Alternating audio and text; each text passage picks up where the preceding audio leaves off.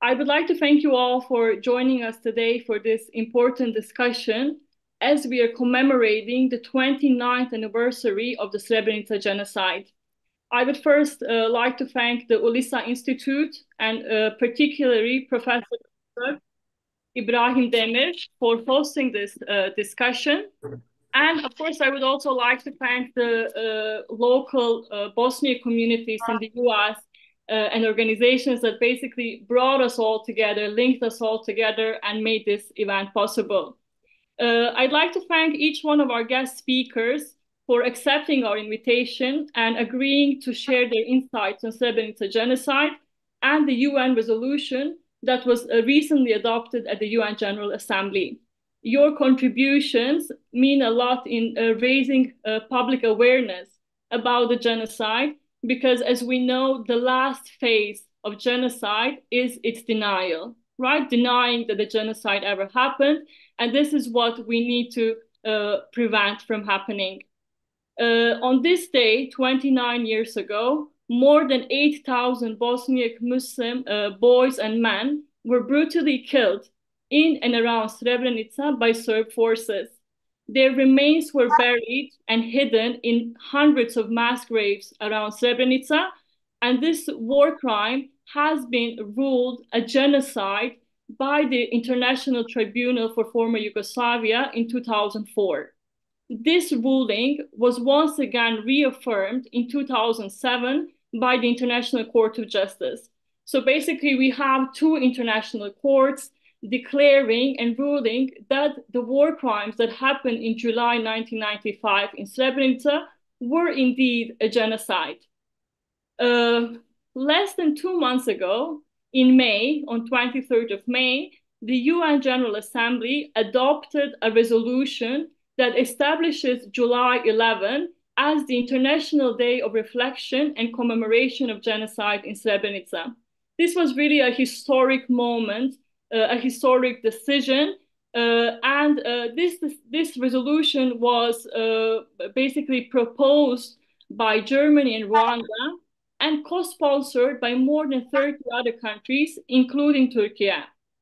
84 countries voted in favor of the resolution, 19 countries voted against, and 68 countries abstained.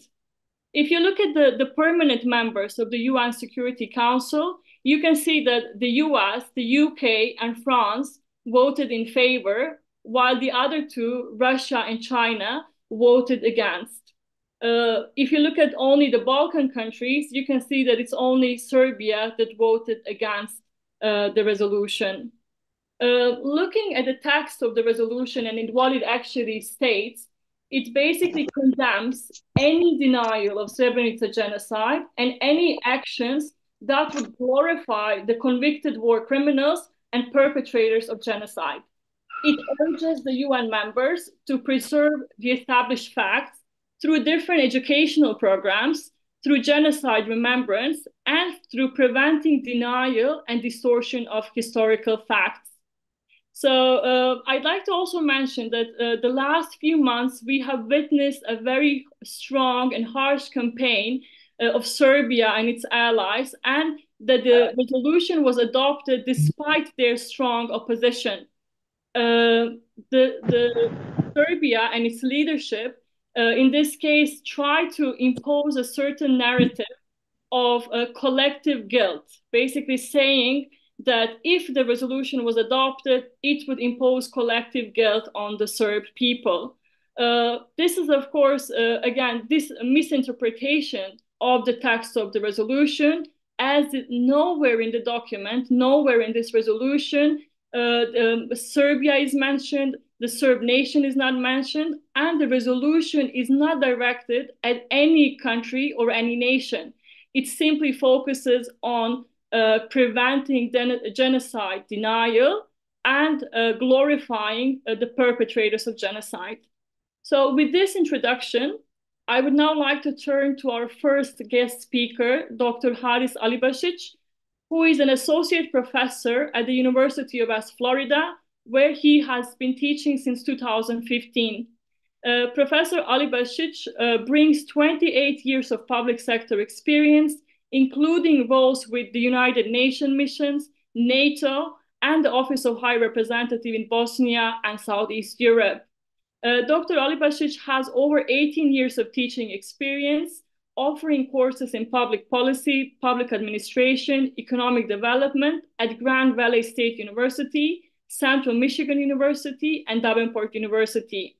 As a Fulbright project specialist in 2022, he aligned Kosovo's national development and energy strategies with the UN Sustainable Development Goals.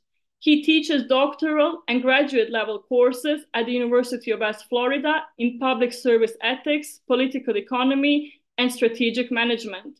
Dr. Alibasic has been featured in various media and academic conferences discussing topics like governance, climate resilience, and post-genocide resilience and development. He is the author of 3 books, including The Post-Factual Polity, which addresses genocide denial, among other post-factual realities. Dr. Alibasic, it's a great honor to have you with us here today. Thank you for joining us. Good morning. Thank you, Dr. Adic, for this wonderful introduction. I hope everyone can hear me well. I'm honored to be part of this panel, and thank you all for joining us today via YouTube, and thank you panelists for being part of this discussion, and for our host as well for hosting this important panel as we gather on the significant and somber date, which is Srebrenica July 11th date. It's really crucial for us to reflect on a recent landmark moment, which is the passage of the UN Srebrenica Genocide Resolution. And despite considerable opposition by Serbia and its government and its proxies and allies, this resolution was successfully adopted, marking a critical step towards justice and historical accuracy. And Serbia's opposition to this resolution, involving diplomatic maneuvers to deny the genocide that occurred in Bosnia, goes against the established judgment of both the International Criminal Tribunal for the former Yugoslavia and the International Court of Justice, which have categorically affirmed the nature of the crimes committed against Bosniak civilians as genocide. In my book, you mentioned the post-factual polity. I do delve into how the era of misinformation challenges our ability to maintain a truthful historical record, and it promotes this governance landscape where facts are often obscured and manipulated. This issue is especially relevant as we discuss the Srebrenica genocide today on this important date. By understanding the mechanism of post-factual politics, we better equip ourselves to advocate for truth and justice and ensure that history reflects reality, not the preferences of dishonest political leaders with aggressive tendencies against their neighboring countries. This concept of genocide denial is traced back to the concept of moral inversion, and moral inversion refers to the deliberate reversal of established moral norms, standards, and values, where perpetrators are depicted as victims, aggressors as saviors, which we see oftentimes in Bosnian Serb and Serbian narrative. Factual truths are falsehoods, and truth as a deceit. This phenomenon erodes historical accountability and distorts collective memory, and really jeopardizes peace and social cohesion. The moral inversion of genocide is the distortion of moral standards, allowing for the justification of genocide. And within that discourse of otherness that we often hear and see in narratives from Serbian side, basically moral inversion is perceived as an ethical failure to acknowledge the humanity and distinctiveness of the other, in this case, Bosniak group. Instead, others are stripped of their humanity and relegated to a mere caricature or adversary, dehumanized and reduced to a stereotype or enemy image, which facilitates further persecution and annihilation.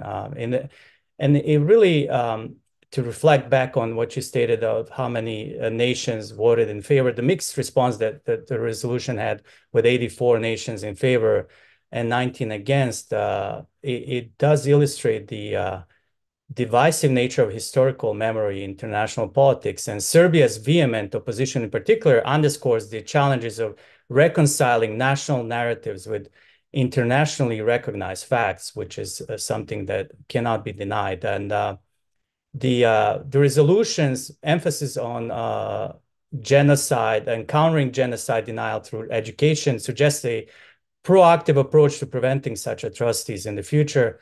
And it does align with the broader human rights objective, such as fighting impunity, ensuring accountability for crimes against humanity. The UN's decision to establish this day as reflection is a critical step towards acknowledging the severity of the Srebrenica genocide and ensuring that its lessons are not forgotten. Basically, it highlights the essential role of international institutions in preserving historical truth, promotes justice, and educates future generations despite the ongoing challenges posed by nationalistic and revisionist agendas that we see in Serbian narrative again.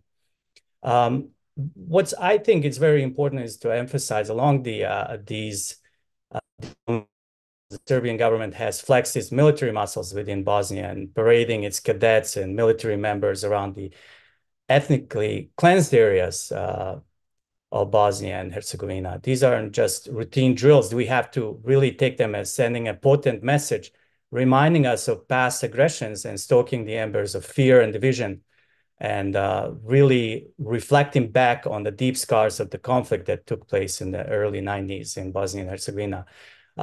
So this is combined with the denial of the genocide, and it doesn't just revisit these historical wounds, it exacerbates them, and the suffering of survivors and those who lived through the war, and it significantly hampers any reconciliation efforts within the region.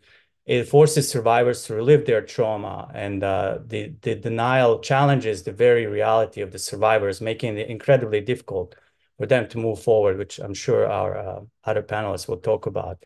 What I want to also emphasize, and I'll close with two more thoughts, is that the passing of the resolution doesn't just close this chapter, it opens up a dialogue about how we deal with history, and even with some of the surprising abstentions in voting, the teaching lesson and approach how we move forward, and it challenges the to come forward and confront the facts of the past and how they are remembered and represented. And it's a clear statement against the distortion of history and the affirmation of the truth, a truth that acknowledges the systematic extermination of over 8,000 Bosniaks in July of 1995 in Srebrenica region alone, not to talk about other areas where genocide occurred. I mentioned Prijedor or Doboj or some other areas in Bosnia as well, East Bosnia, Eastern Bosnia, the entire Eastern Bosnia.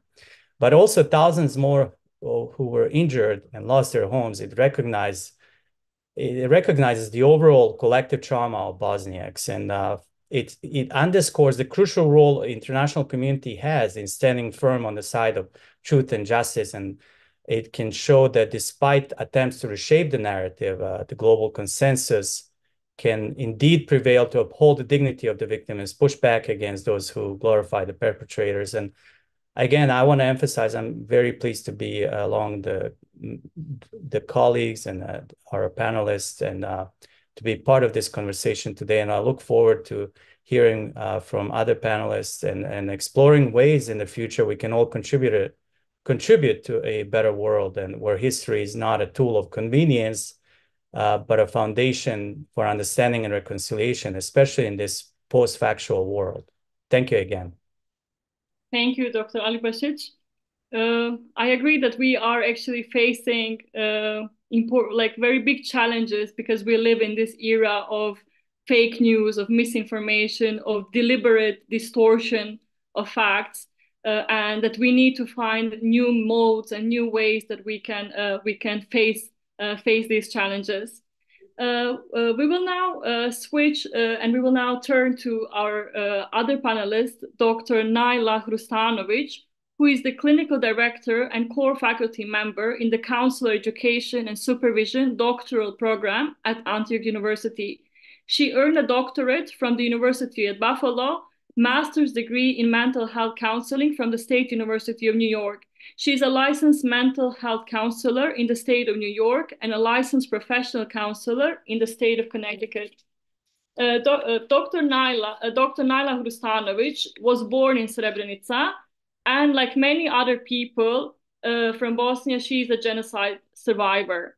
Her professional work has been dedicated to raising awareness around refugee experiences and inspiring global efforts and for humanity. As a clinician, she has been practicing in the field for several years, both in community mental health and currently in her own private practice. Her research and scholarly work centers on trauma healing and promoting resilient narratives within refugee communities. Thank you so much for joining us. Being a genocide survivor yourself and having such a rich academic and professional background, your insights are extremely valuable to us. So thank you so much. Thank you very much, Dr. Abdic. And it is my honor, greetings everybody, to be here with you today on this very important and significant day to all of us. I am delighted to hear from the panelists. Thank you, Dr. Alibasic, for speaking so well to this topic and opening up this space for us today.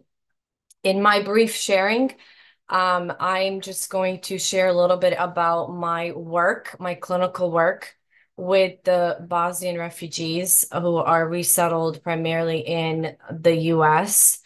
My work primarily is around trauma healing. So I do work with a lot of survivors of the aggression and people who have really worked hard to heal from this, which brings in this resolution is quite a significant impact that is having on everybody that I work with, including myself and, of course, my family and our own experiences. And then I will share a little bit about some of the research around this that relates to psychological well-being of communities who experience genocide denial, specific to the Bosnian experience. There is one really great study that was done, interviews in 2011. The study was published in 2016, and I'll reference that, but it concisely narrates this experience that a lot of our people are having due to the denial. And then I'll just share briefly about my own experience a little bit as a survivor and someone who has been working in the mental health field and how that has been a gift for me particularly. So over the last several years, as Dr. Abdic mentioned, I received a doctorate and then I went on to work in primarily community mental health in low-income populations with refugees globally all over the place. But my focus has, always been on the Bosnian community, and my dissertation was on the experiences of Bosnian War survivors and implications for multicultural competence in my field.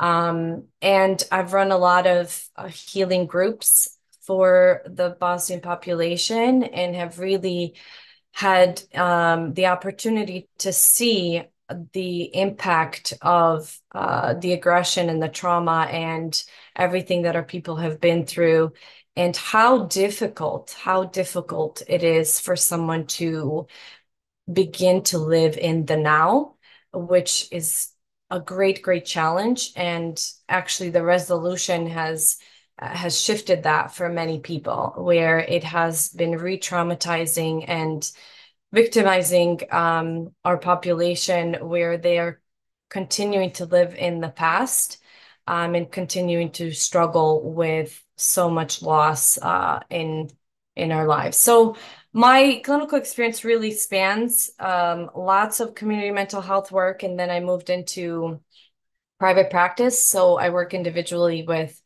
refugees kind of globally, but I'm also focused on the Bosnian experience, and I'm able to see the intergenerational impact that genocide has had on currently second, third generations of children living in the US.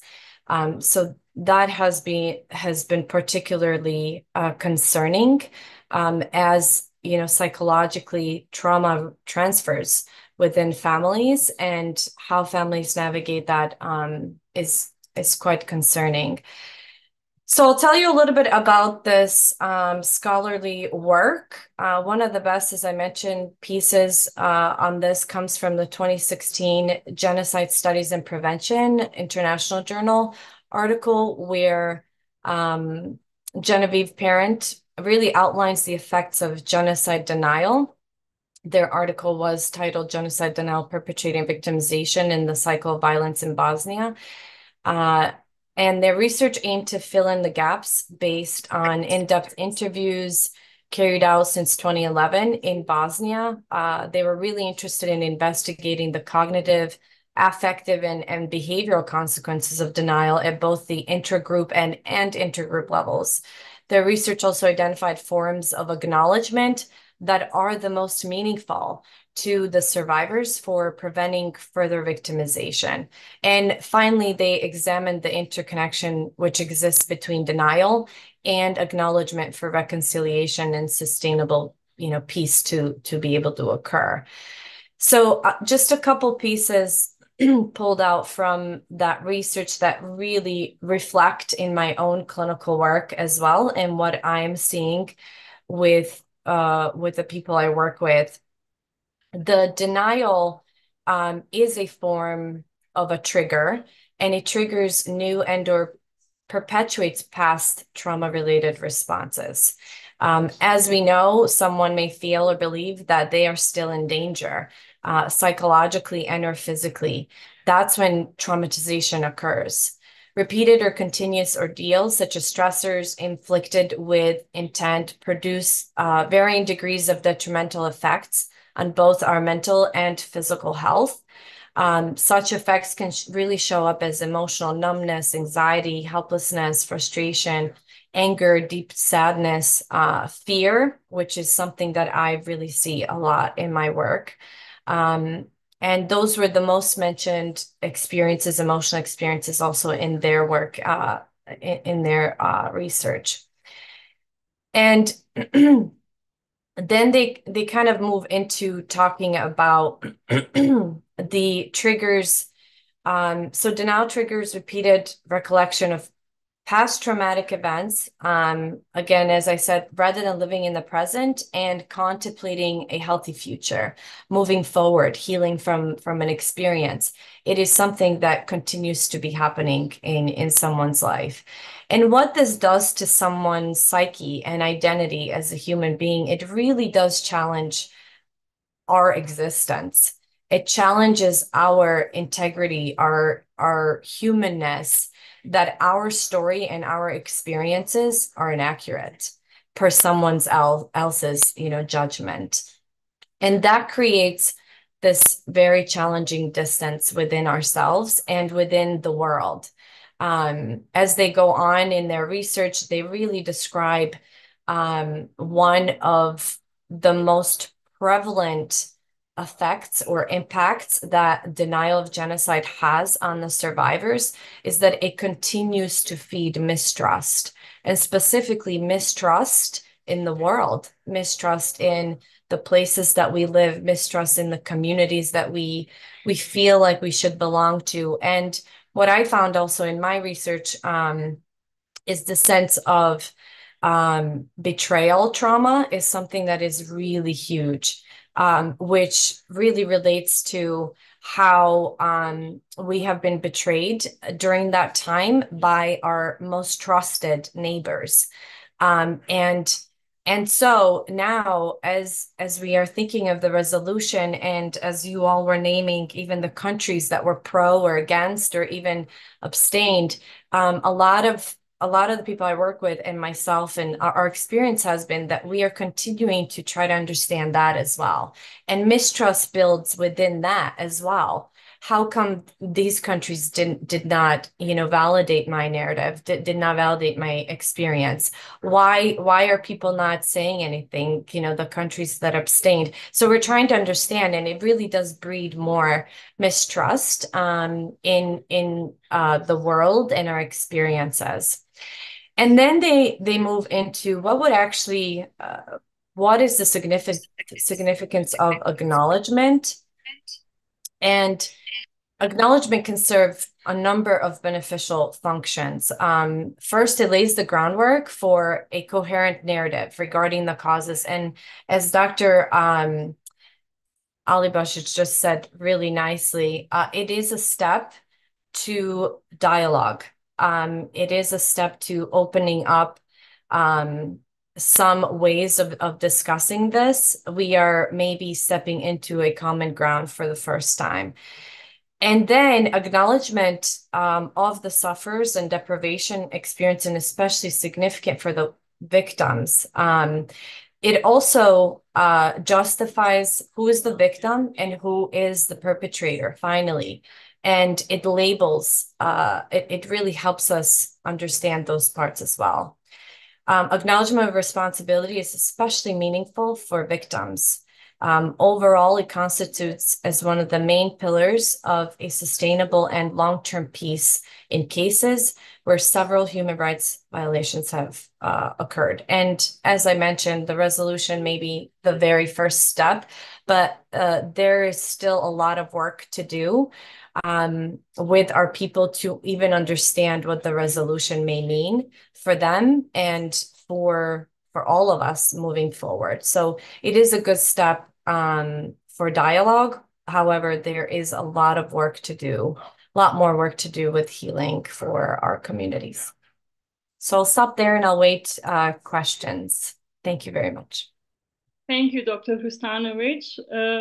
I find your contribution very interesting because I never thought that denial could actually act as a trigger for trauma, and that it could actually lead to repeated traumatization of survivors and their families. So this is quite interesting, and I look forward to kind of opening up this a bit more in our Q&A section. Thank you. We will now move to Dr. Edin Mujkic, who is an associate professor of public administration at the University of Colorado, Colorado Springs. And he's been teaching there for 11 years, teaching subjects primarily related to the US national security, foreign policy, and international relations.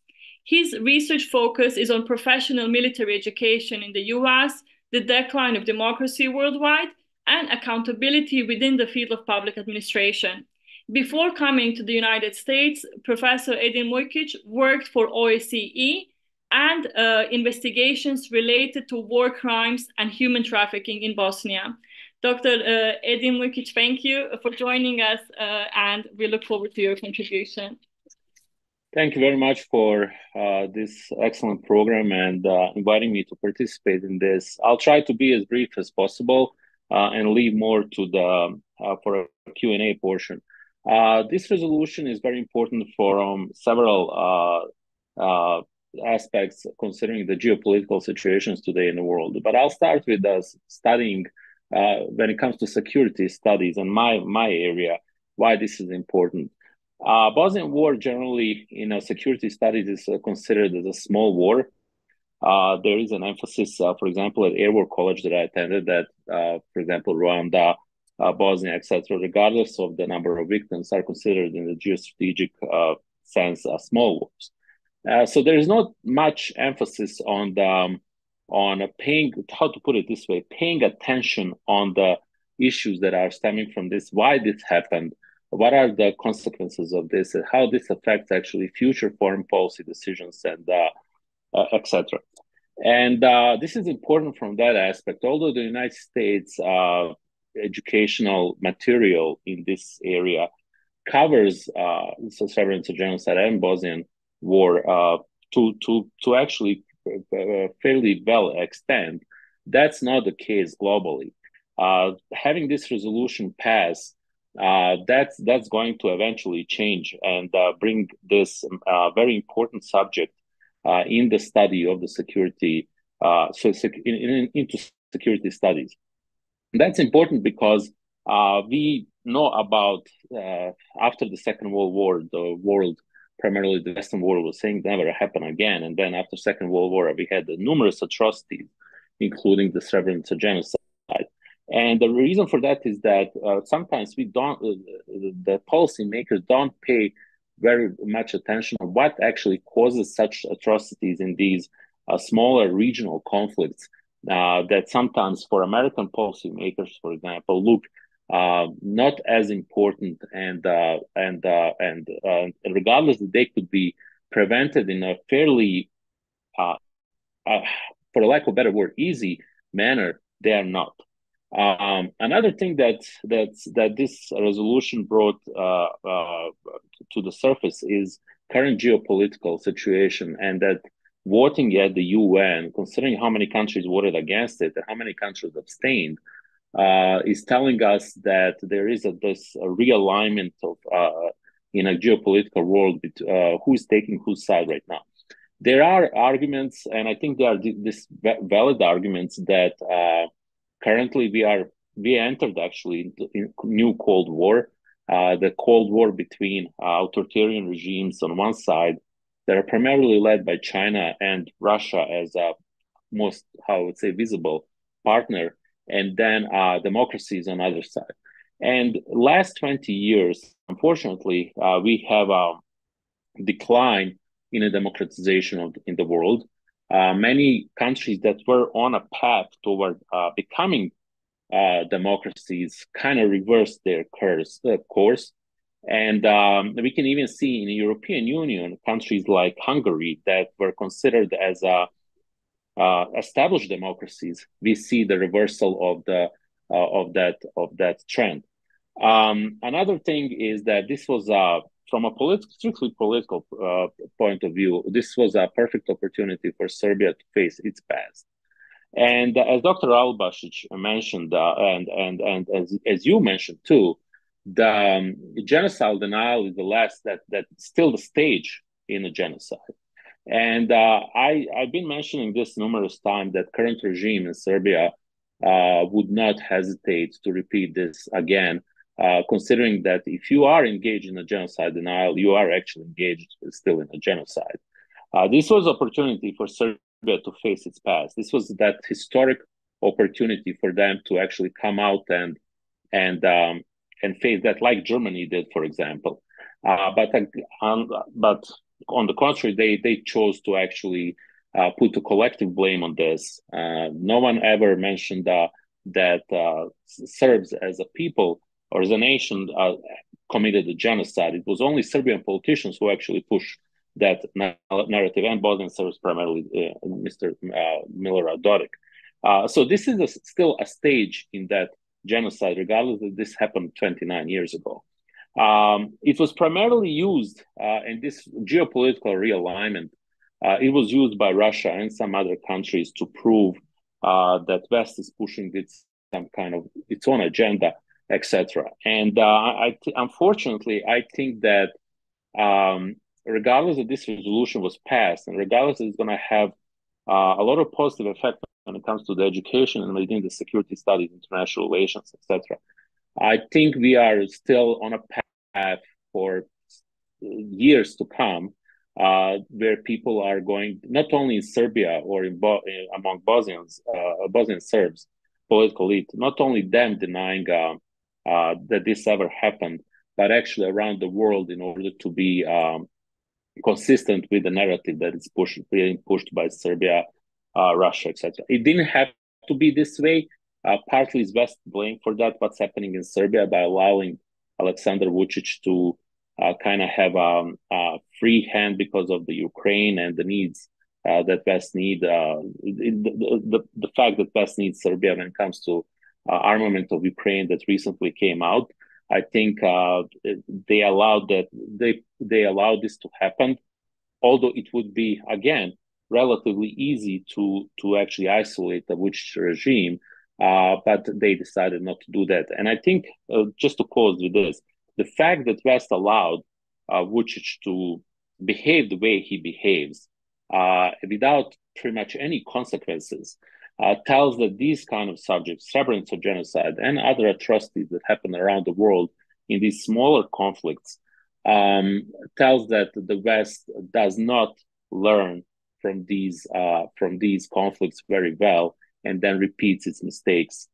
constantly, and which just leads to more complicated geopolitical situations or regional situations. So I'm going to end with that and leave leave the rest for the Q&A. Thank you, Dr. Mujkic. I'm actually quite interested to hear about how the genocide is commemorated in the United States and what kind of activities are being done there. Because I can tell you that in Turkey, I see that there are many different activities on a local level, but also at the state level, and that there is like a wide range of conferences, exhibitions, panels, discussions that are organized. But I do see a lack of kind of coordinated educational activity. So this is something that still needs to be improved, and there is a lot of space for improvement. And I'm quite curious and quite happy to hear experiences from different countries, because as you said, in certain countries it is commemorated and it's spoken about, while in others it's just a topic which is completely neglected. Thank you. We will still return to this topic. And our last guest speaker for today, Professor Dr. Mirsad Kriyeshtorac, is an associate professor of political science and international relations at Broward College in Florida. He holds a PhD in political science from Florida International University's School of International and Public Affairs, where he also teaches classes on international protection of human rights and a class on nationalism and ethnicity. He is also a research fellow at the Jaffer Center for Muslim World Studies at the same institution, as well as a senior researcher at the Minority Issues Research Institute in Bratislava, Slovakia. His research interests focus on nationalism and the role of culture in politics. He published his book, First Nationalism, Then Identity, on Bosnian Muslims and their Bosniak identity, by the University of Michigan Press in the fall of 2022. His latest works are on the Bosnian Muslim experience in the former Yugoslavia, and it will be published in 2024. He is a public intellectual who frequently presents nationally and internationally and serves his community in various ways. Dr. Kriyeshtorac, welcome, and thank you for joining us. Thank you, and good morning, everyone. For me, it's morning. And thank you for joining us for this important conversation. I'm going to now try to say it correctly. I also want to thank Ankara Yildirim Bayezid University and Dr. Adisa Avdic Kushmosh for hosting this timely, well-rounded panel discussion. I am joining you from South Florida, and as you heard, I'm teaching various subjects in political science and international relations, and I chose to address today's topic from that angle of the international human rights protection regime. I think all of the panelists thus far have mentioned parts of it, and my role will be to somehow, put that perspective on the whole issue, and maybe give some hope, because the international human rights regime is known to be a slow-moving process. And so in that sense, this step is an important step. And so I will also reiterate, briefly what happened, so that those who are not familiar with the story or maybe join us late in this conversation can have some idea of what we are talking about. So following Bosnia and Herzegovina's declaration of independence and its United Nations recognition in April of 1992, Bosnian Serb forces, supported by disjointed former Yugoslav army, led a campaign to seize the territory and cleanse it of its non-Serbian civilians. During the ensuing aggression on the Republic of Bosnia and Herzegovina, planned and systematic widespread abuses with ethnic cleansing, crimes against humanity, and other gross violations of human rights were committed primarily by Bosnian Serb forces against Bosniaks. In an effort to protect civilians, on April 16, 1993, the United Nations Security Council disarmed and declared the eastern Bosnian town of Srebrenica as a United Nations safe zone and promised to protect thousands of civilians and people from neighboring villages who found refuge there. To increase the civilian protection, the United Nations then also made the neighboring town of Žepa a safe zone as well. Yet the United Nations failed to carry out its promise to protect the town 2 years later when Serbian forces first overran the Srebrenica UN safe zone, and then a few weeks later, the neighboring Žepa UN safe zone as well, while the Netherlands United Nations troops on the site watched and did nothing to stop them.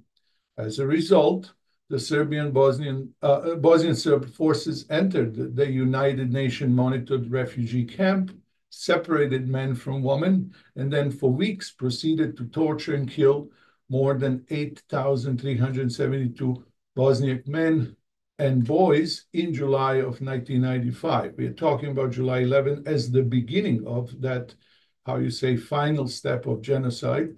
But it lasted for several weeks. The International Criminal Tribunal for the former Yugoslavia, established unanimously by the United Nations Security Council at the time to investigate abuses and war crimes, several times ruled this horrific crime committed against Bosniaks in and around Srebrenica as genocide, and indicted more than 9 of the top Bosnian Serb military and political leaders for it, some of them twice, for life. And in fact, famously, Radovan Karadzic was first convicted, and then his conviction was increased when he appealed for his conviction to a life sentence. The court and its ruling represents a major step forward in establishment of the global human rights protection regime, as well as the affirmation of the world community never to allow any and all crimes against humanity to be ignored and unpunished.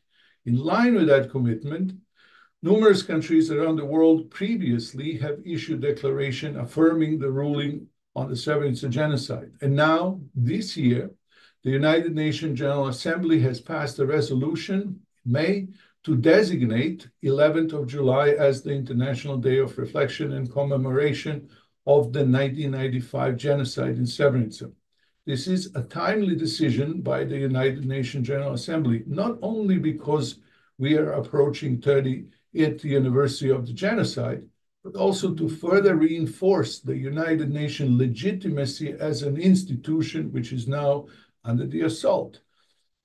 This is a positive step, therefore, both within the international sphere as well as the local, regional sphere that Dr. Mujkic just spoke about, and these kinds of deliberations and resolutions to help further establish and create norms that are basis for global human rights regime. The United Nations role on the international stage is exactly that, as being the main forum for establishment of international human rights regimes.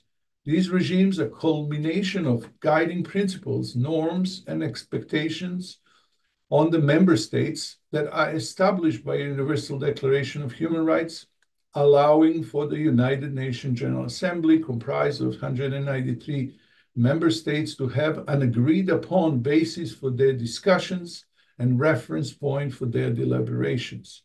In this particular instance, this is done by ensuring that their previous reached verdicts from the trials in the International Criminal Tribunal of former Yugoslavia, which established acts committed against Bosniaks in Srebrenica as genocide, is reiterated with the establishment of this Memorial Day. This Memorial Day intended to condemn without reservation any denial of Srebrenica genocide as a historical event, and to condemn without reservation actions that glorify those convicted of war crimes, crimes against humanity, and genocide by international court. Denial of the Srebrenica genocide not only re-traumatizes the victims and survivors that Dr. Krustanovic spoke about, but it also undermines the international court's human rights regime by attempting to cast doubt regarding their legitimacy as an institution with the ability to evaluate and judge actions of nations acting in violations of the Universal Declaration of Human Rights and Geneva Conventions.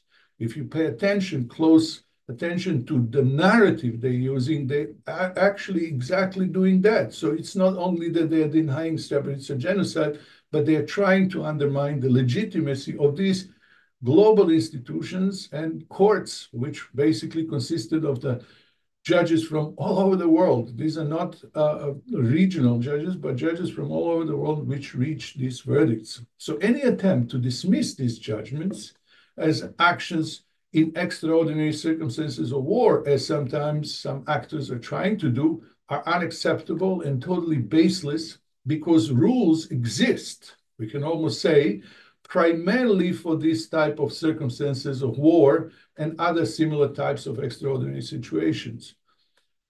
Besides confirming beyond any doubt that the crime of genocide was committed and that the denial of Srebrenica genocide is crime in itself, and it is against the globally agreed upon norms of genocide prevention, passing the resolution also affirms international human rights, which is now under serious onslaught of accusations where many dubious voices are calling for the idea of international human rights regime and systems to be disregarded and abandoned.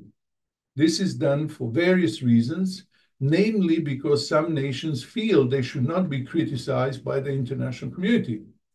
However, it is important reminder that the positive part of this international system is that no nation is above the criticism or scrutiny, as in this new era of globalizations where the world is more interconnected than before and actions of one has the potential to affect all of us, as Dr. Muki just spoke about it, even though they considered small war. I will remind everybody that the small war in 1914 was happening in Bosnia, which became later on a very big war.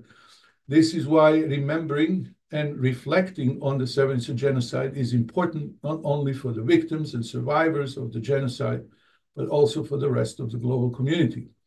It is important to remember that as many issues as this international system may have, the agreed upon human rights norms are culmination and combined efforts of all nations around the world, and they represent the hope and aspiration what the global community could be and what global community aspires to be.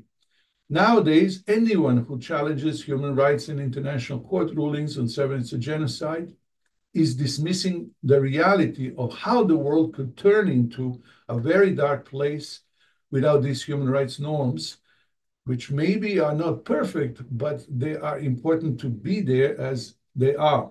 And the passing of the Srebrenica Memorial Day resolution is another decision made by the United Nations General Assembly that moves our global society forward in a positive direction. As we have heard, this movement forward, unfortunately, or fortunately, sometimes fortunately, can only be done one step at a time, sometimes painfully slow, and sometimes just as an effort to preserve gains achieved thus far. But we cannot afford to go back into a world of no rules and just a world of brute force. In that sense, this Srebrenica genocide resolution on remembrance and reflection is a very important, not just for Bosniaks, but for all the people of the world. And it is a crucial step forward in reaffirming universal human rights and international norms regarding the prevention of genocide. And like others, I will be happy to further discuss things in the questions and answers. Thank you, Professor Kreštorac. You gave us a little bit more optimistic view of the world still moving forward towards uplifting human rights and basically no nation being above scrutiny, which, as you said, even though the progress can sometimes be painfully slow, it's important that there is still progress and that we are shifting away from brute force to certain regimes and certain norms that can lead to more peaceful coexistence. I would like to now maybe start with some questions. If we have questions from our listeners, from our attendees, or if not, I would like to ask a few questions. Maybe I would first like to, I see there are several questions. You could either turn your microphones on, or you can write them in chat. I see some attendees have raised their hands. If I may say, I see colleagues from around the world, and which is very nice that they're joining us. So I would invite them to, if they have any questions or comments, please just introduce yourself, tell us where you're coming from, and then ask your question or make a comment. Yes, please. Thank you. Shall we start with Mr. Ibrahim Fevzi Güven? I see that you have a question. Oh, hello. Thank you. First of all, thank you for this great event. Thank you for all. And I just want to say my respect and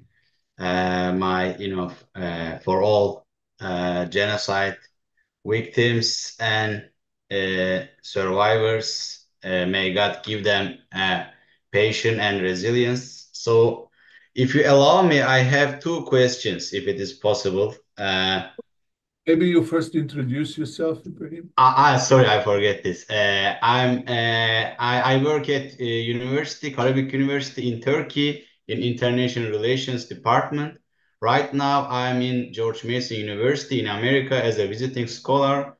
I'm studying about peace and conflict, and specifically about Bosnian War.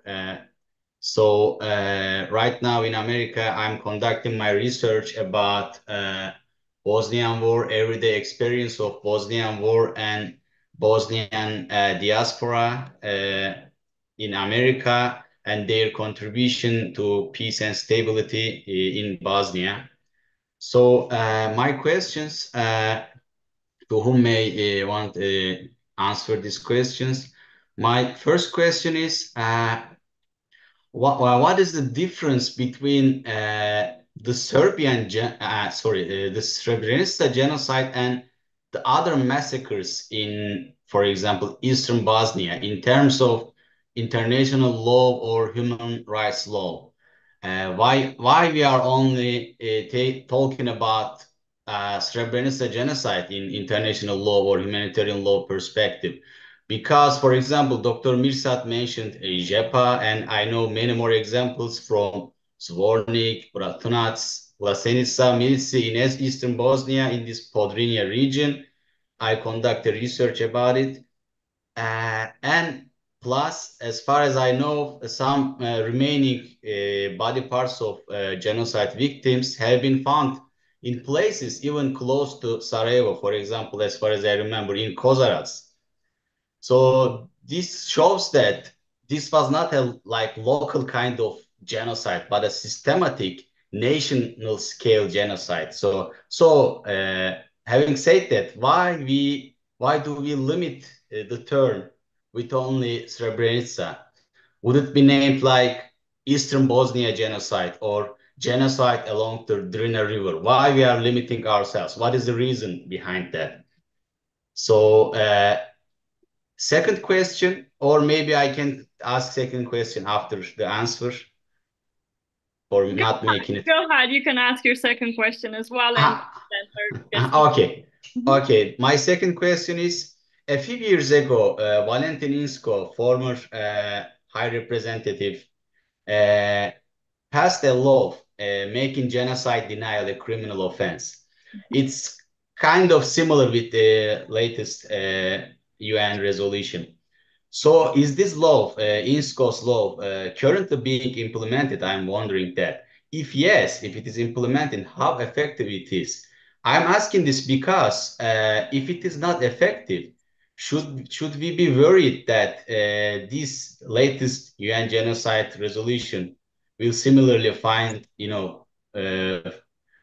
fail to find a, practical output? I mean, what kind of practical results can we expect from latest UN resolution? Thank you. Thank you so much for your questions. I can start. Sure, Professor Alibasic. Well, Mr. Guben, thank you so much for your questions. I think they're really relevant.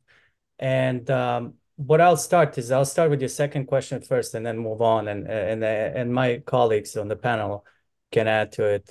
What I want to say is that you referenced the INSCO's law of genocide denial that basically should punish those who deny genocide that occurred in Bosnia, specifically Srebrenica genocide, as effective. I think in general, in practice, it hasn't been effective in Bosnia and Herzegovina because there's still a lot of occurrences of genocide denial, especially by Bosnian Serbs politicians. However, I think it's a relevant and important law that needs to be put in place in effect to potentially not just punish, but at the minimum characterize genocide deniers as such as a criminal act, and in essence to prevent further harm to those who survived genocide. To your first question, which I think is also relevant, the difference between the two, why just focus on Srebrenica genocide? And I think that the Srebrenica genocide is specifically recognized for the killing, mass killing of more than 8,000 Bosnian civilians in July 1995, and it was orchestrated by Bosnian Serb forces with support from Serbian military and political establishment in Srebrenica, which was a UN designated safe area. And this event is distinct as it has been legally recognized by international war crimes tribunals and International Criminal Court as genocide due to the clear intent to systematically eliminate part of the Bosnian population. Other genocides you mentioned in eastern Bosnia, Prijedor and Doboj and elsewhere, during the same period or during the period of the war, 1992 through 95, involved widespread acts of violence against Bosnian communities in various municipalities, and they are also characterized by mass killings, deportation, destruction of property. And these events, while sharing the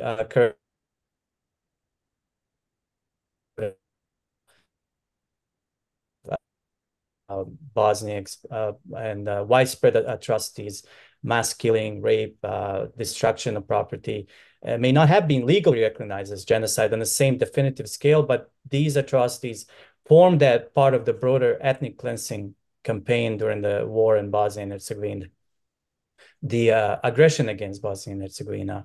And at some level in the international courts are differentiated by scale, scope, and international legal recognition. So it's not a matter of the preferences or matter of debate. It's just of the legal precedents that they're set in place, defining Srebrenica genocide as such. And I'm happy to hear from my colleagues and my panelists on this point. Thank you, Dr. Alibasic. Would anyone else like to respond? If I may. Yeah, go ahead. Go ahead. So, Wikic, you want to go ahead?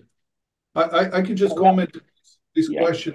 Rahim asked the first question. I had a chance to talk to Mr. Robert McNeil, and Mr. Robert McNeil worked as a forensic technician for the international court that rule on genocide, and this is where the significance of Srebrenica genocide is high.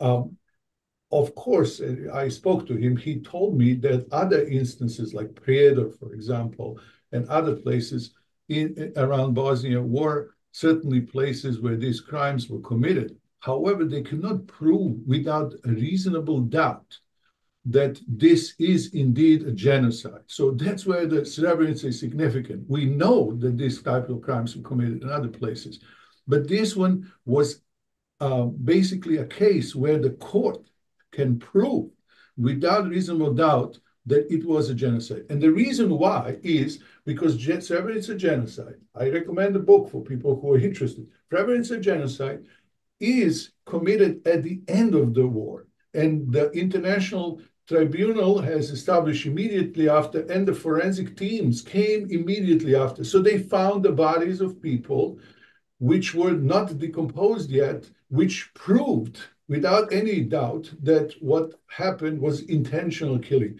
While when they found the remains of the people in Prijedor and other places where the crimes were committed in the beginning of the war, by the time they reached those graves, they found different realities. So they knew that it was a crime, but that is the important part here. this was a genocide without any reasonable doubt. So there is no doubt that it was a genocide. And Bosniaks see this genocide as basically epitome of what happened to them throughout. So we have no problem considering and emphasizing Srebrenica genocide as a genocide because it is essentially a manifestation, or if you want, for lack of a better term, a symbol what happened in other places.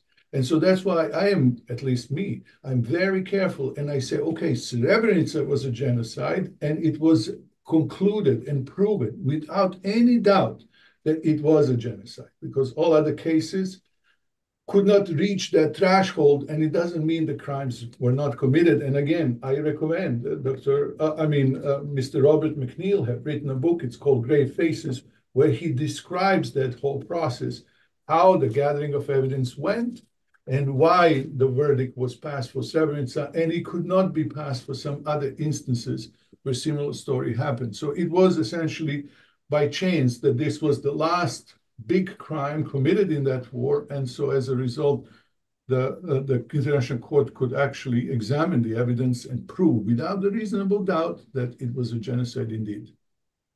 Thank you, Professor Kriester.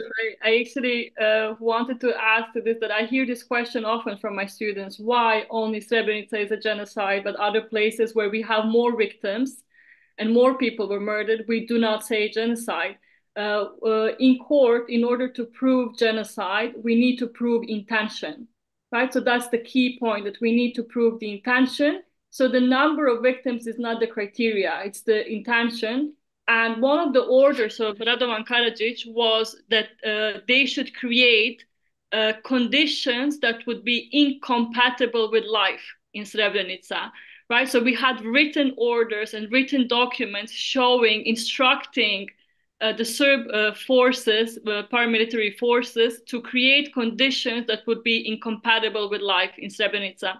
So as Professor Kriester had said, we could only have this strong evidence, written even, in Srebrenica, and therefore it was only proven in court. So that's why we only follow the court decisions. And this is why only Srebrenica, we are using the word genocide. Doesn't mean it didn't happen in other places. We only say that it happened in Srebrenica because the court has designated so. I think Professor Mujkic also wanted to add something to this, so please.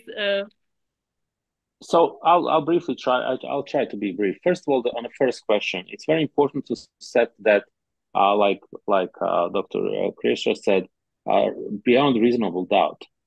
If we start naming any massacre and horrible atrocities happened in the Prijedor area, etc., the ethnic cleansing in all other parts of Bosnia, there is no doubt about that. That's proven. There are court decisions about that. But when it comes to genocide, it's important to be careful about this, because other regimes around the world today could use could use the name of genocide in order to further their agenda and commit crimes, things like that.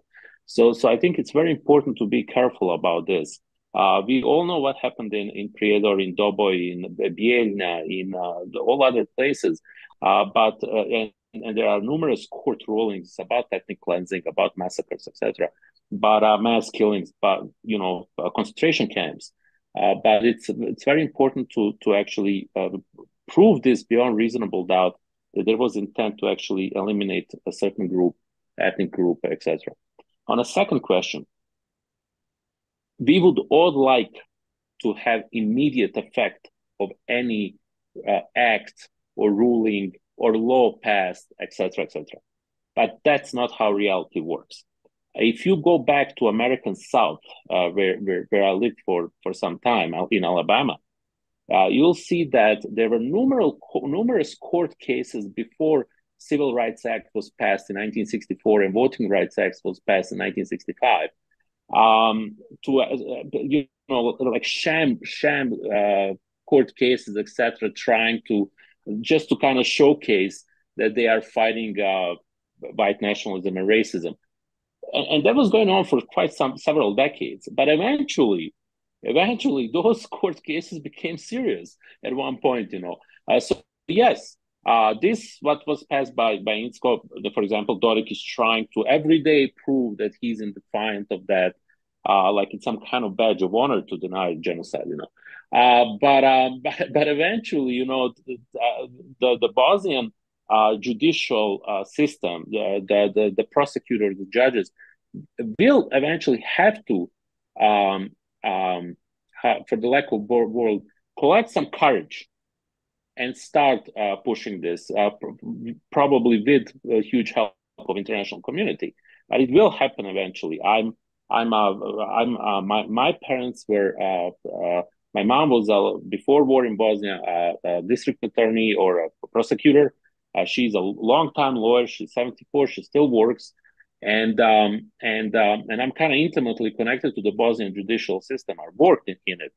And there are very fine people in Bosnian judicial system who are doing a great work. And of course, at the same time, we can't, not to mention that Bosnian judicial system is corrupt, has a lot of issues, is political influence. But eventually, is that going to happen in a year or 5?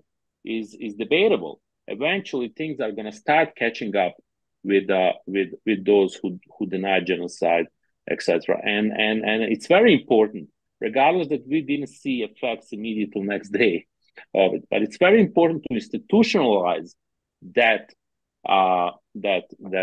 as a crime, you know. Thank you, Mr. Ibrahim. I hope we answered your questions. Now, Thank you so much. yes. Now let's see. We have a question from Mr. Boaz Levy. You can also please introduce yourself and ask a question. Sure. Hi everyone. I'm Boaz Israel Levy. I apologize. I don't have my mic on or my camera on. It's not working today. I'm a political science and history researcher based in Miami. I study the role of Sephardi Jews in early Zionism. I'm also a second-generation Holocaust survivor. And I do want to say that I just deeply appreciate the work all of you have done and the insights that you guys have shared with us on this, this solemn day. So my question.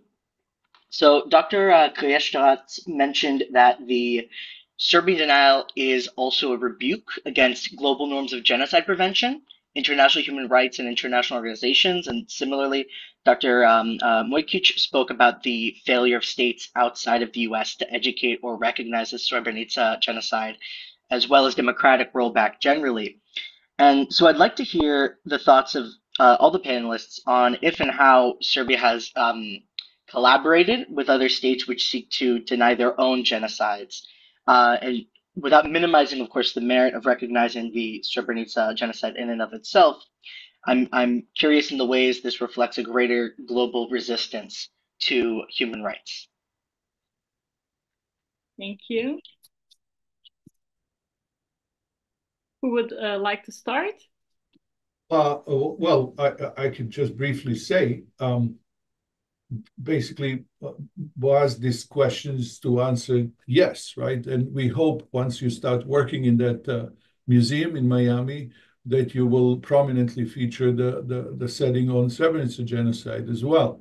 And thank you for joining us for this conversation. Indeed, it is. The Serbia actually prouded itself, and the president of Serbia, current president of Serbia, was all vocal about efforts that he did to actually have the countries vote either against or refrain, or how you say, abstain from voting for this Srebrenica genocide resolution. So it was not just countries voted as they did, but it was by and large essentially an effort by the Serbian government and perhaps their allies to actually cause this type of things. And that tells us that the struggle to reaffirm this, and I guess Dr. Krustanovic can speak about that more, how that is done on her level, the struggle to reaffirm this resolution, it did not end with vote in the United Nations.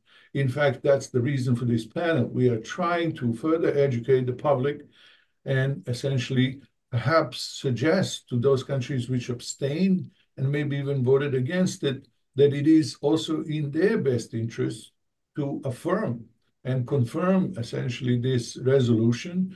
And and recognize Srebrenica Genocide Day as essentially an important historical point and important move forward in that reasserting of the rules-based world, which is the best option that we have currently. I wish we have something better than that, but we don't. So it is a process, as Dr. Mukishev said phenomenally, and that was my intention with my presentation to also say, it is a process, and this is just the first step. So it will take years for us to essentially educate enough of people about it and have somewhat a world community acknowledge the whole crime as it should be recognized. And finally, and hopefully, I really do hope, as my colleagues were saying, that even Serbia will essentially come to terms and understand what happened so that we can move forward. Because otherwise, we are stuck with this, how you say, discussion. We're not going to give up on this. Absolutely no. As Dr. Krustanovic has said, we can't afford it. This is something that is continuously traumatizes all of us. And so this is something that we will, it's not negotiable. Everything else, we can maybe talk about it. We can even talk about the borders, but we would not be talking about, this genocide, because for us, it's crucially. And so it is a process. And I'm, even though I could also be pointing to lots of issues and problems, shortcomings of the whole resolution, but I'm happy because that step is made. And as Dr. Mukishev said, it may not happen the next day. The positive results of it may not happen the next day. But, as we go, it will happen. And I guess Dr. Krustanovic can also evaluate or elaborate on this. What does this mean to the victims and the survivors, direct survivors, although we are all somewhat survivors of that genocide? And I have to say, I mean, and I know it sounds cheesy, but even the Serbs who were essentially part of that story are essentially, how you say, somewhat participated in that. And we're talking about thousands of people, right, are yet to come to terms. And I guess, it has that dimension as well. And so, yes, Boaz, this is going to be a struggle, and I hope all of you will be part of it in educating people what happened and essentially remembering and reflecting on the failure of the international system, because, as I said in my introduction presentation, it was promised by United Nations that they will protect the civilians, and then the promise was not carried. So, the responsibility can be shared on many levels, and so that's why now that the world have acknowledged and essentially recognized the day, it's a step forward. That's the way I see it. Thank you. I see that Professor Alibasic also wanted to add something on this. Yeah, I did. I don't want to take away from Dr. Rustanovic, and I just want to add that I think question that Dr. Levi was asked is very relevant because I see Russia's actions in Ukraine, for example, in a role of Russia played in denying the Srebrenica Genocide resolution in the UN is interconnected through a broader pattern of undermining international norms and judicial decisions. And Russia's aggressive stance in Ukraine, along with its veto against the UN resolution condemning the Srebrenica genocide, demonstrates its resistance to international consensus and law, and which aligns with their geopolitical strategy that seeks to project power, influence, while challenging mechanisms that hold states accountable for human rights violations and breaches of international law. And this same applies to China, which was also another country that voted against. And I want to, I think it's very relevant for us to also mention that we talk about role and how communities commemorate this solemn date.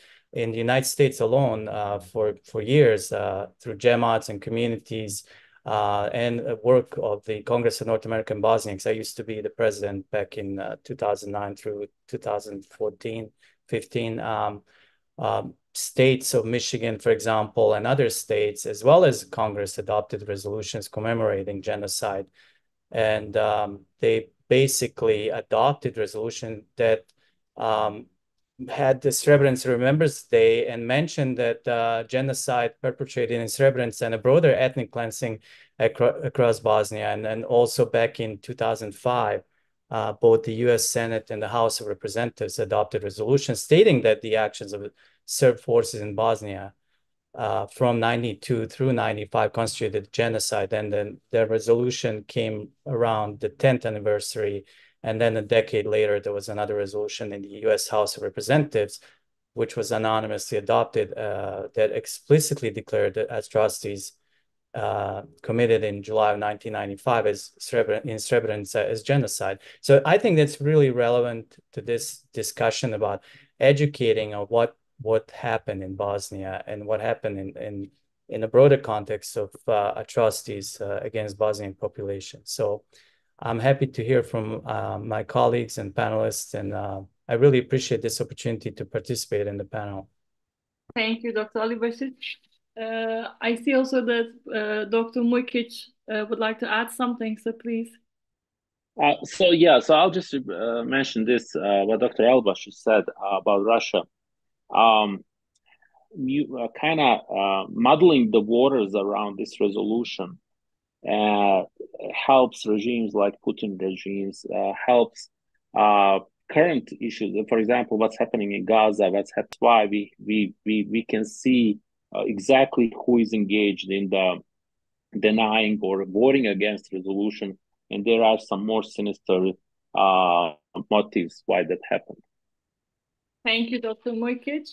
I would now like to turn to Dr. Vistanovic for her comment and maybe ask another question, because I am quite keen to learn if she thinks that the resolution would actually help the victims, especially the women of Srebrenica, reach some kind of a closure, because we know that this is something that's missing in Srebrenica, and what would be the impact of this resolution for the survivors?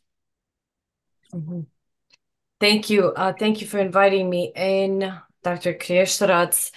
I mean, I think, so what I'm hearing from my colleagues here as well is that it is a great step. There is a lot of, as I mentioned earlier, mistrust, and the question is, where do people get this education, and where can we create these circles in the community? We as intellectuals, it's nice to come together, but what are we doing for outreach for our communities? And I'm glad Dr. Alibasic mentioned commemoration. That's one space where we can have these conversations, and perhaps we can inform our communities of why this is really beneficial and why this can help other humans moving forward as well. So my big, goal now is, how can I lean into more outreach and actually be in communities to assist with this information sharing, to assist with this education, and to hopefully bring our spirits up a little bit about this, so that we can all feel more positive, more optimistic, and maybe more trusting in the system. Maybe just a little bit, but that little helps, and that this will help, as I said, everybody in the future. There is still a lot of fear within the community in terms of, is this real? I think people are struggling with, is this something that is just performative? And at what point will these oppositions that continue to happen now with this decision prevail in some way? So there is still some negative, thinking and mindset around, is this really true? And can I trust even this decision that, should help our people? In terms of women, Dr. Avdic, as we all know, women have suffered to a great extent, just like men and children. through the genocide.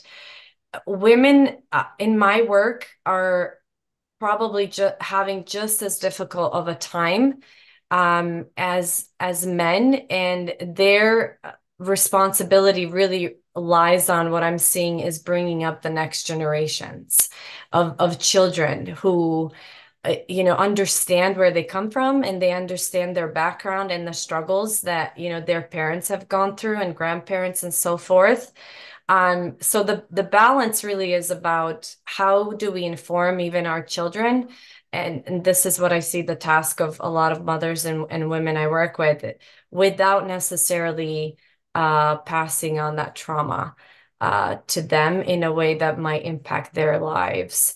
But I have seen what has helped the most really for women is being in group, being in community with other women. So in masjids, that's one of the most beautiful places where women are able to come together and talk about their experiences and be open, with them, and then help each other. That's the community that they find together has been really powerful in their healing and their coping.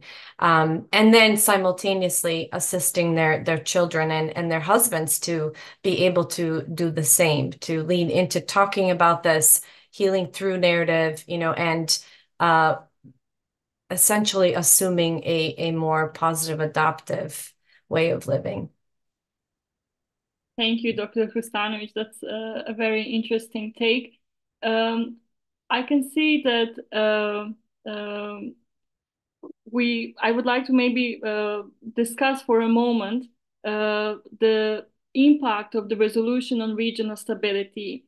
I know that we could, especially days and weeks leading to the adoption of the resolution, we could see the tensions were high, and there were threats with renewed violence, the threats of new crimes and possibly even a new war. We, at the same time, we saw that it was basically all neighboring countries, all Balkan countries, apart from Serbia, right, have voted in favor of the resolution. How would you, what would be your take on the situation, the impact of the resolution on regional stability and regional security? Okay, I'll take this one first. Mm-hmm. So as I mentioned that in the beginning, so two things. It's important to kind of they're connected, but it's important to see why they happen.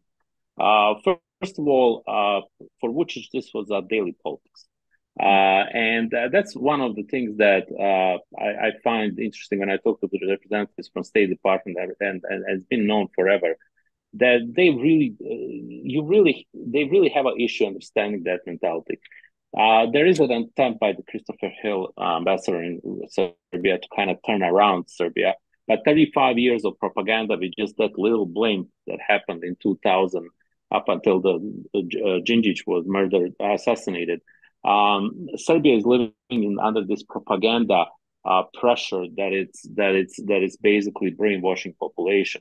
And for Vučić, this was an excellent daily politics opportunity to establish himself, as he always does, as some kind of savior of the Serbian people, and etc. etc. We all saw that theatrics in the UN assembly when he was hugging. I mean, it's just ridiculous. But the problem with that is, of course, that the rhetoric. Very often, more likely than not, will lead toward violence, because people who are actually admiring Vučić, who are admiring Dodik, etc., will take that for granted. So after the resolution, there is definitely the situation in the region is worse than it was. The situation in the region is worse than it was in '97 today, and this is something that I was talking in numerous interviews with the TVs in the Balkan, in the Bosnia especially, that this rhetoric, regardless that we see this as a daily politics, which in the end it is, it's trying to kind of get that short-term advantage over the opposition or whatever it is.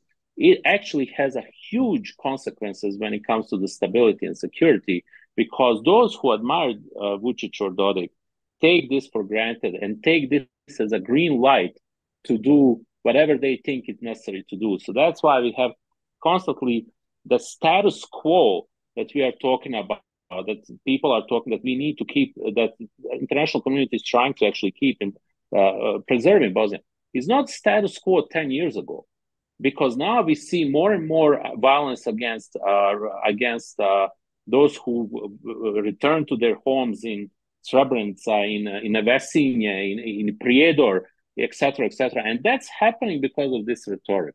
And every day we see this kind of becoming more and more intense, and eventually there's going to be a drop that's going to spill the bucket unless something is done. Because as Dr. Pesher mentioned, that World War I didn't happen just because of Bosnia or assassination of the Archduke. It happened because that was a drop that spilled the bucket, and eventually that's going to happen unless something is being done about this rhetoric and the behavior of Vučić and Dodik. Thank you, Dr. Mrkić. So globally, we see sort of a positive tendency that we are acknowledging the genocide, talking about it more, but perhaps regionally and on a state level, we see more insecurity and more fragility after the resolution, right? Would anyone else like to add anything? Well, I agree with Dr. Mrkić, but I disagree with you. I don't think the resolution itself have contributed to more instability. That's very important to note.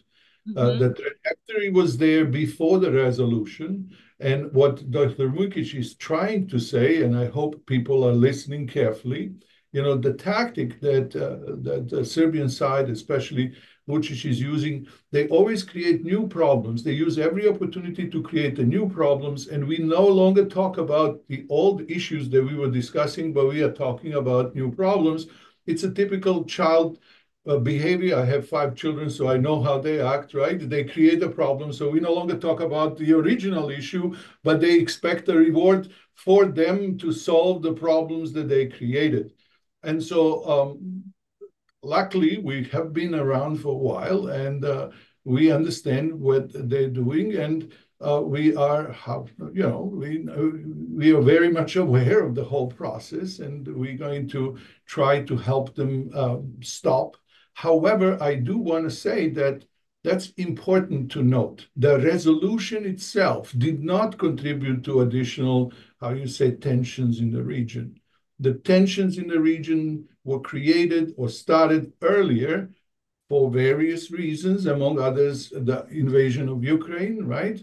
And the Russian projection or Russian desire to essentially organize their foreign policy on the concept of instability, because that's when they have actually a role to play. And so they just use this passing of as a resolution as one of the points where they can stoke more tensions and more, more problems. But the resolution itself have not changed the regional dynamics, and the resolution itself have not contributed to the additional tension, because that was actually the argument that they used to have others not vote for it. They say, oh, it will kind of cause additional tensions and the problem. So please, let's kind of be clear about it. And that's why I'm glad that Dr. Mrkić actually spoke on that issue and never said that the resolution itself have contributed to increased tension, but the increased tension happened because of inability of the West, or let's say maybe intentions to essentially give room to this regional, boogeyman to, as they call it in the Balkans, Barbarogenia, right? Regional boogeyman to create this type of, instabilities and tensions. And I don't know why they're doing it. I hope they know, and we'll see how that works. But very important to note that the resolution itself have not caused additional tension. I don't see evidence for that. Thank you for making that very... And maybe Dr. Hrustanović, you can kind of comment. So this is essentially an example of how the people from Srebrenica are looking for answers, right? because a lot of things, a lot of questions left unanswered. And so, Dr. Hrustanovic.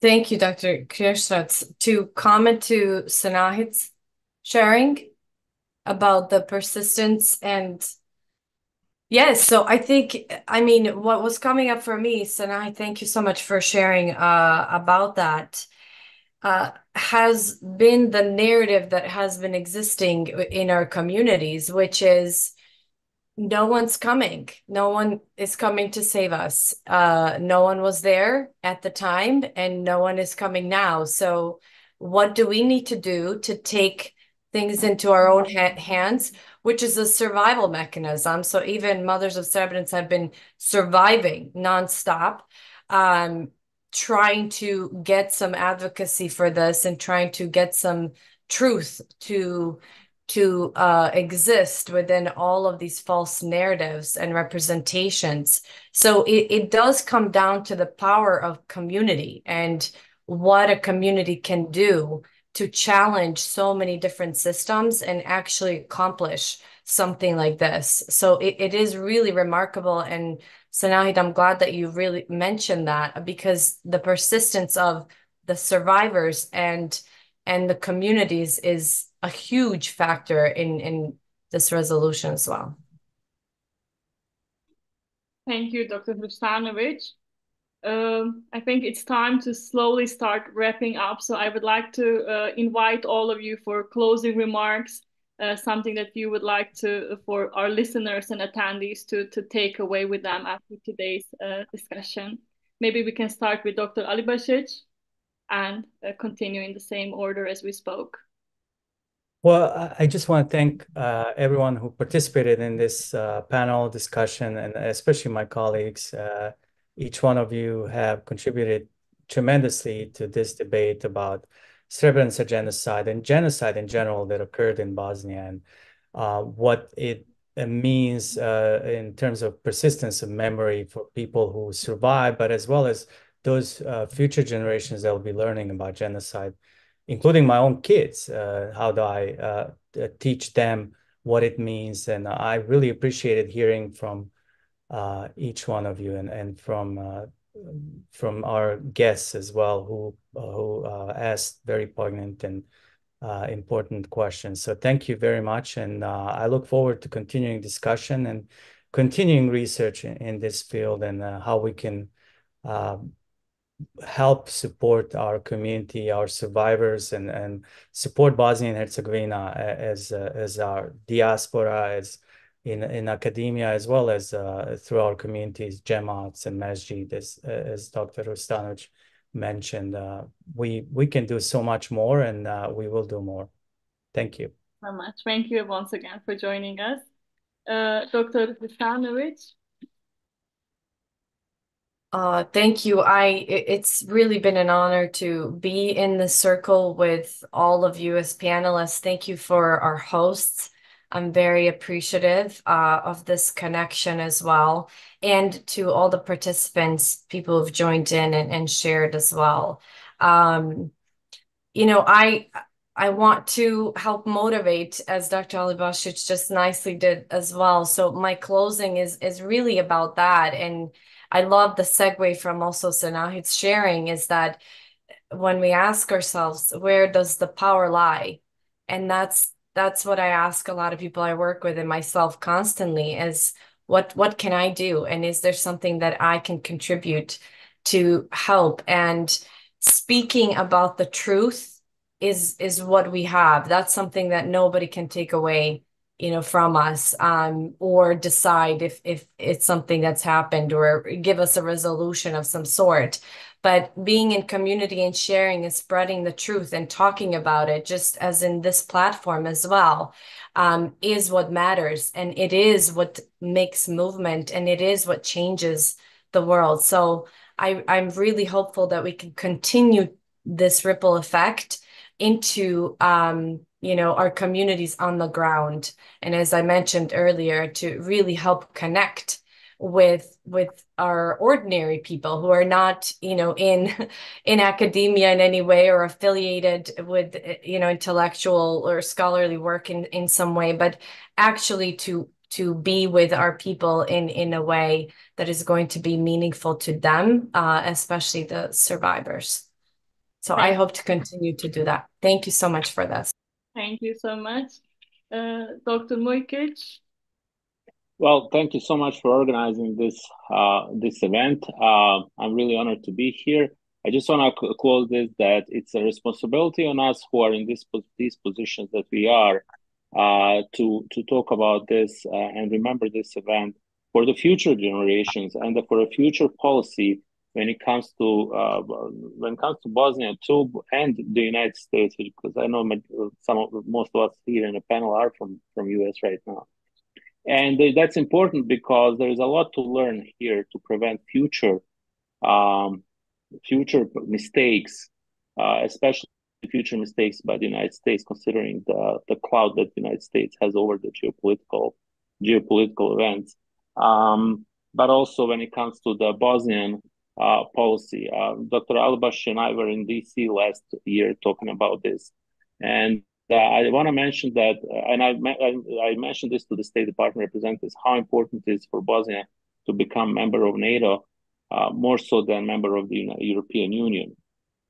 And I want to remind people that Václav Havel and Lech Walesa were the two sole people responsible for changing Bill Clinton's policy on Czech Republic and Poland joining NATO, basically, and changing the policy of NATO enlargement, you know. And I think it's important for us to talk about this because Bosnian membership in NATO is one of the most important guarantees that something like this won't happen in the future. And it's on us to actually talk about that. So I'll just leave it at that. Thank you so much, Dr. Mujkic. Thank you for your contribution. Dr. Kılıçdaroğlu. Yes, I will just thank again Ankara Yıldırım Bayezid University. I'm trying to pronounce it properly, and especially Dr. Avdic Kushmush, right, for hosting this timely conversation. And I do want to say it's a good step forward. We're doing exactly what all of the panelists said, informing the community, informing the people about the importance. Witnessing is part of the human rights regime, and the people who are maybe not the victims are witnessing on behalf of those who cannot be, and that's what we are doing. So in a way, we are reaffirming the whole idea of human rights and prevention of crimes of genocide, not only in Bosnia, but all over the world. So thank you for doing this. Thank your department also for essentially responding positively. And I hope that we will continue this conversation with all of you, because all of you are actually very, very excellent panelists. Thank you. Thank you, Dr. Kılıçdaroğlu. I would like to thank all of you once again. I'd like to also thank all the listeners, all the people who joined and listened to this discussion, everyone who offered their insight and their questions. And I do hope that we will all continue to work together towards raising awareness about the genocide in Srebrenica, and that this will be something that will be an important part of the work that we do in the future. I wish you all a nice rest of the day, and I hope to meet you again in a similar panel sometime soon.